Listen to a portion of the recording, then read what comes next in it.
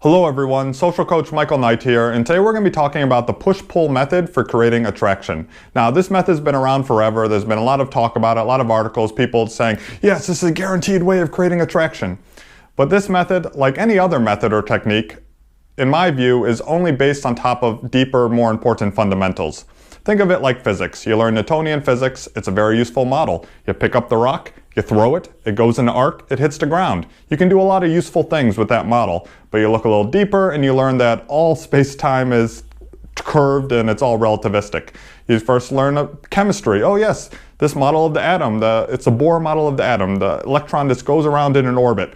Very useful in some cases, but you look a little deeper, actually there's quantum mechanics, a lot of more first principles there. But lucky for you, unlike those two examples, the fundamentals behind attraction are very basic and they're easier to understand than all these methods, tips, tricks, whatever. Because that's the problem. These people are selling you like, do this method, do this technique, just say this pickup line, use this trick, it always works. That's never true. What works is fundamentals, and if you derive your actions from fundamentals, they'll almost never be wrong, rather than doing all this work trying to memorize all these different tips, techniques, tricks. So, with that being said, today we're going to look at the fundamentals behind the push-pull technique and why it can appear to work, when you should use it, and if you should use it at all. But before we do that, please remember to like and subscribe, since that's going to do us a huge favor when it comes to helping us grow this channel so that we can reach more people. Okay, let's first define the push-pull technique and what we mean by a push and a pull. Well, what's a pull? A pull is something positive. A pull is giving a person more attention, giving them more affection, closing the physical distance to them, breaking the touch barrier, things moving in a positive direction with positive emotions. And what is a push? Well, the push is the opposite. It's withdrawing these things or creating more physical distance between you and the person, both emotionally and physically. And this can be done verbally, it can also be done physically, it can even be done in a single sentence. You can give a pull being like, oh, I really like your hair, it's so naturally beautiful, but you really got to get a better stylist, right? You got the pull of the compliment, you got the push of the backhanded compliment in one sentence. It can be done physically. You see the person, oh, great to see you, give them a big hug, you're very touchy and flirty as you're talking, and then later you put physical distance, you close the touch barrier. That would be a push. You're creating that distance between you.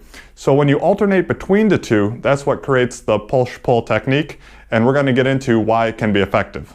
Often, a push involves feigning a loss of interest for another person. For example, if you're at a party, you stop talking to them, you kind of stop looking at them, you kind of try to make some distance to them. Over time, it could look like you're not responding to their texts as quickly, you're kind of ignoring their texts, you start canceling plans or delaying them, not seeming excited to get together anymore. You go from showing a lot of positive emotions to the person to having a more of an indifference to the person. Because love and hate, they're really two sides of the same coin. The real opposite of love is indifference. One related, somewhat manipulative technique that a lot of other coaches taught was called love bombing. What love bombing was coming in super positive to the person, just talking them up, all this positive energy, being touchy, giving them all this validation, and then cutting it off instantly. And when you cut it off, it created a vacuum of positive emotion. And it kind of put the other person into the withdrawal. They're like, it like sucked the air out of the room. And they just went from all that positivity to nothing, and they really desired that positivity back. That's one example of how push-pull is used kind of in a manipulative way. But why does this work so often? Why does this have such a good effect sometimes? Or maybe not a good effect, but a successful effect if you're just trying to get the other person's attention and validation. Well, the reason is, imagine you're a super attractive girl and you're getting hit on by people all the time, and every single interaction is the same. The person just love bombing you, but never actually pulling away, just continuously giving you compliments and positive emotion. And then a guy comes along and, he's not like that. He's a little bit different. And you're like, wow, he's not just trying to win me over every second. He actually is disagreeing with me sometimes.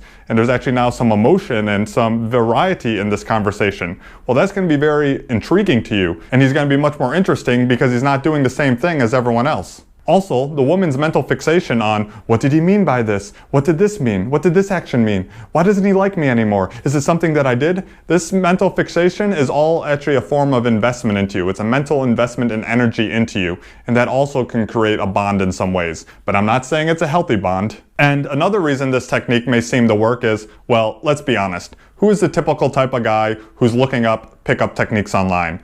What does this guy on average look like? Well, he's normally that stereotypical nice guy. He was normally that guy who always tried to barter for attention, affection, love, or approval by doing only nice things and only saying nice things to people. And when this guy reads about this technique and starts to apply it, well, how does his behavior change? Well, for the first time, he stops trying to win people over just by being nice. And he actually starts putting a little bit of variability of emotion into the interaction. And that can make it a lot more stimulating to the woman. And that might actually help him with success, at least in the short run. He's no longer having emotionless, boring conversations. And in addition to this, it also can make him look a lot less needy.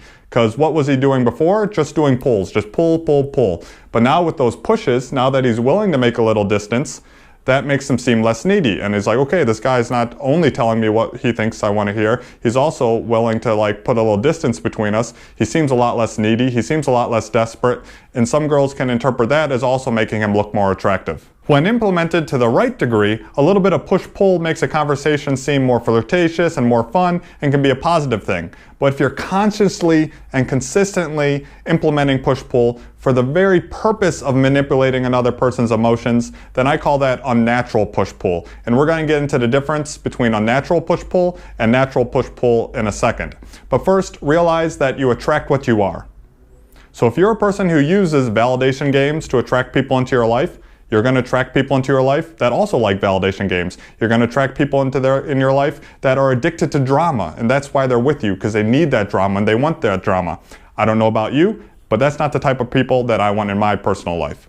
Rather than becoming a person who is simulating having boundaries and standards, it's better to become a man who actually has boundaries and standards. And this brings us to how the push-pull method can be more naturally incorporated into your life. And it starts with being honest. Communicating honestly. Not filtering your words, not telling other people what you think they want to hear, not just trying to please them, but actually communicating your real beliefs and thoughts to the person. And guess what? Of course, they're not going to agree with everything. And guys are like, oh, but that's a bad thing. Maybe they won't like me because we don't share the same taste in music or the same taste in politics or something like that.